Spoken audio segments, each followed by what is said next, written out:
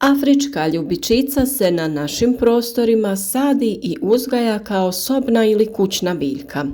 U toplijim i egzotičnim dijelovima Afrike, što joj i sam naziv govori od kuda i potječe, može se saditi i kao vrtna biljka. Afričkoj ljubičici će za pravilan rast odgovarati isključivo humusom bogato tlo, prepuno hranjivih tvari i pH vrijednosti od neutralne do slabokisele. Ako želite najbolji supstrat za sadnju, posadite ju u zemlju u koju su pomiješani perlit i tresetna mahovina. Spomenutoj mješavini dodajte dolomitsko vapno i to tako da na 4 šalice zemlje dodate 3 ili 4 kašike vapna. Do sada smo sa vama dijelili savjete o uzgoju voća i povrća, ali naravno ni cvijeće nismo zapostavili, pa tako imate i različitih video savjeta za mnogobrojno vanjsko cvijeće, ali i sobne biljke. U današnjem videu prvenstveno ćemo posvetiti pažnju jednostavnom razmnožavanju ljubičica, ali ćemo sa vama u toku videa podijeliti i različite savjete kako da ih održavate, njegujete i kako da konstantno imate ove prelijepe cvjetove. Veoma lak način razmnožavanja afričkih ljubičica je i razmnožavanje lisnim reznicama.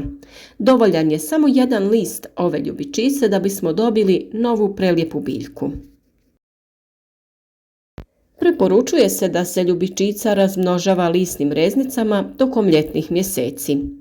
Listovi za razmnožavanje moraju biti zdravi i mladi, promjera 4 cm i peteljke duge od 1 do 2 cm.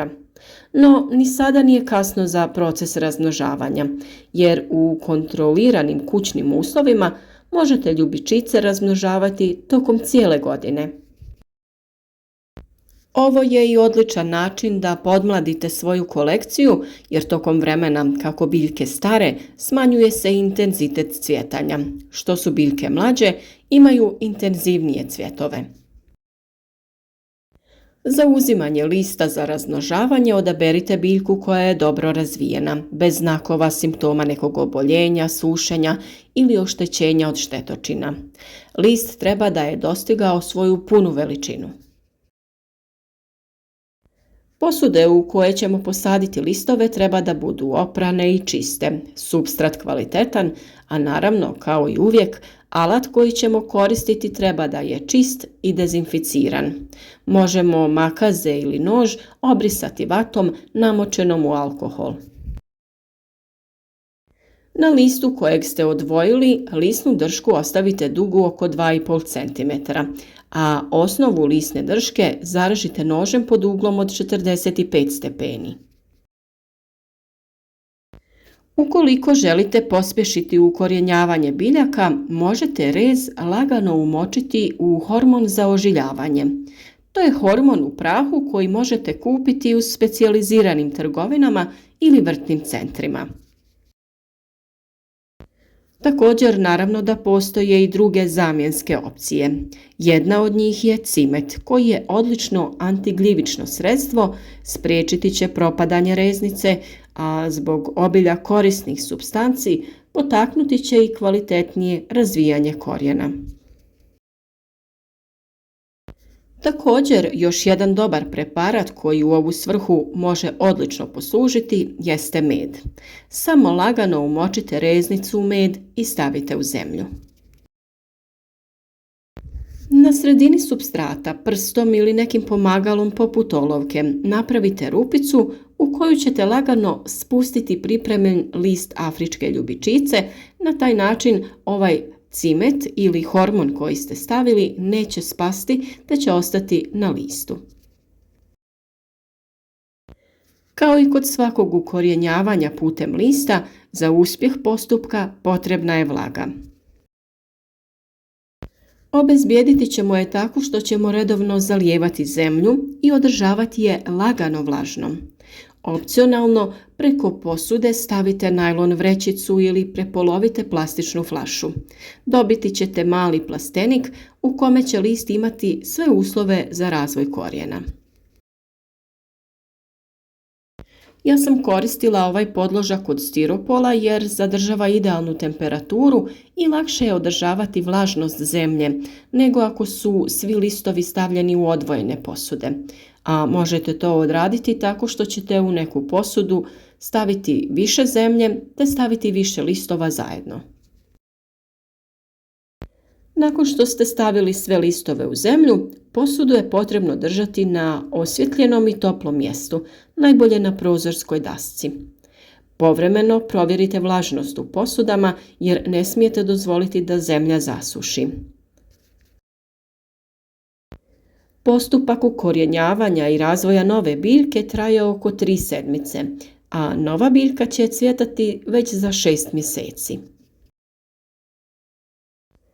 Kada su kraj lista krenuli da se razvijaju mali novi listići, to je znak da se biljka ukorijenila i da je spremna za presađivanje. Ljubičicama ne trebaju prevelike posude, ali im treba dovoljno prostora za razvoj korijena. Najbolje će uspijevati na prozorskoj dasci na zapadnim, istočnim i sjevernim stranama kuće. Tako ćete lako izbjeći direktno sunce i osigurati biljci dovoljno indirektne svjetlosti. Dobro će rasti i u vlažnim prostorima, pa je idealna biljka za kuhinje i kupaonice, naravno ako joj pritom možete osigurati i dovoljno prirodnog svjetla. Brzo nakon sadnje moći ćete se uvjeriti jeste li biljku položili na dobro mjesto. Naime, ako je mjesto na kojem se nalazi previše osunčano, listovi bi joj mogli sve više blijediti i zadobiti smeđe mrlje. Ako s druge strane ne daje dovoljno cvjetova, a listovi joj rastu u smjeru prozora, to znači da joj nedostaje prirodne svjetlosti tokom dana. Za uzgoj afričkih ljubičica, osim puno svjetlosti, važne su i optimalne temperature zraka. Ne preporučuje se da ih uzgajate na temperaturama nižim od 16 stepeni i višim od 24 stepena. Najbolja temperatura zraka je ona ujednačena i ona od oko 22 stepena. Za rast im osigurajte i visoku relativnu vlažnost zraka od 70 do 80% ako je to moguće. Ali budući da je spomenuta vlažnost zraka teška za postići u stanu ili kući, biti će dovoljna i ona od 50 do 60%. Da bi biljka dobro napredovala, potrebno ju je redovito njegovati i održavati. Preporučuje se da joj jednom godišnje promijenite supstrat, jer u svježem supstratu će bolje rasti.